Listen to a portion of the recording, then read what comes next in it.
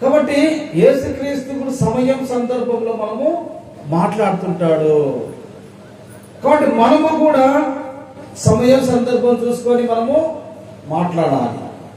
అవి ఏ మాటలు ఉండాలంటే మంచి మాటలు ఉండాలి, దేవుడి మాటలు ఉండాలి, కుటుంబం సంబంధించిన మాటలు ఉండాలి, వ్యక్తిగత సంబంధించిన మాటలు ఉండాలి, ఒక వ్యక్తిని భక్తిలోనికి రావడానికి ఉపయోగకరమైన మాటలు ఉండాలి, ఒక విశ్వాసంగా తయారు చేయడానికి మాటలు ఉండాలి, ఒక మనిషిని ఒక వ్యక్తిని దేవుడి దగ్గరికి రావడానికి, దేవుడిని బంధించడానికి, దేవుడి మార్గంలో నడపడానికి మన యొక్క మాటలు ఉండాలి. కానీ పొయ్యేవాడిని చెడగొట్టే మాటలు ఉండకూడదు.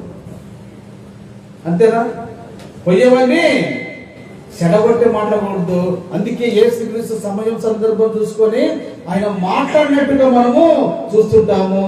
ఒకవేళ మనము మనం వెంటనే మనము అవి కోపం తెచ్చే మాటలు ఉండకూడదు. మన మాటలు సమాధానకరంగా ఉన్నట్టు మాటలు ఉండాలి, కానీ కోపం తెచ్చేటువంటి మాటలు ఉండకూడదు.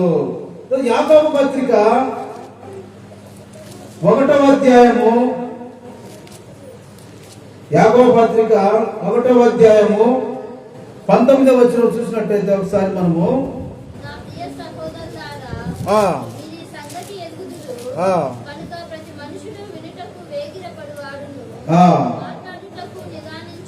చాడు ఏం చేయాలంట? మాట్లాడడానికి ఏం చేయాలి? మనము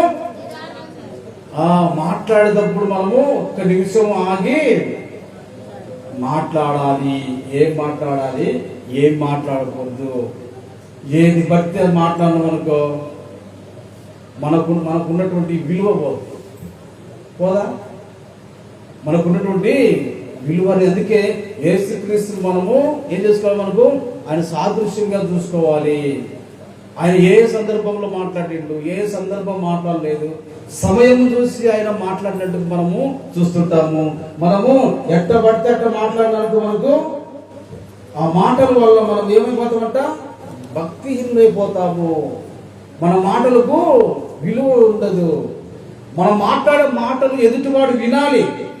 ఒరే ఆమె దగ్గరికి పోతే మంచి మాటలు పలుకుతుందిరా, ఆమె దగ్గర పోతే కుటుంబ మాటలు చెబుతుందిరా, ఆయన దగ్గర పోతే వాళ్ళ మాటలు మనకు ఏముంటాయి? మనకు నెమ్మదినిస్తాయి వాళ్ళ మాటలు మాట్లాడుతుంటే అని అనిపించాలి. ఊరి ఆమె వచ్చిందిరా నాయన తల తింటది అనుకోవద్దు. ఏంటిది? ఆమె వచ్చిందిగా ఎవరు పెడుతుందిగా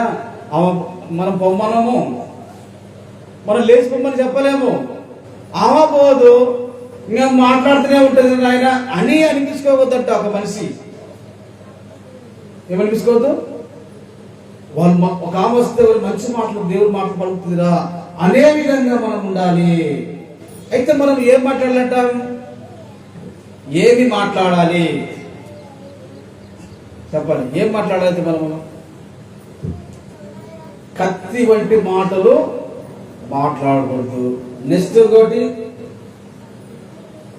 చెప్పాలి. తర్వాత క్షేమాభివృద్ధి కలిగినటువంటి మాటలు, మంచి మాటలు, దేవక్తి మాటలు, ఇలాగ మనము అనేకమైనటువంటి మాటలు మనము చూస్తుంటాము. అయితే మన మాటలు దయగలిగినటువంటి మాటలు ఉండాలి. ఎలా ఉండాలంట?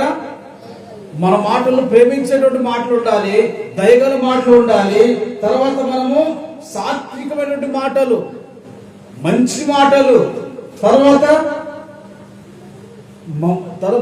మధురమైన మాటలు. అంటే ఏంటి? మనం చెప్పే మాటలు వాళ్ళ కుటుంబానికి వానికి ఉపయోగకరంగా ఉండాలి. కాబట్టి ఇలాగ మనము క్రైస్తవుడు ఇలా మాట్లాడితే అప్పుడు ఓహో వీళ్ళు దేవుడు నమ్ముకున్నాడు ఏమో అనుకుంటారు. ఒకవేళ దేవుడు నమ్ముకొని కూడా ఆ మాటలు మాట్లాడిన మనకో వీళ్ళు కూడా అన్ని లేములు ప్రార్థన పోలేములు అనుకో. కాబట్టి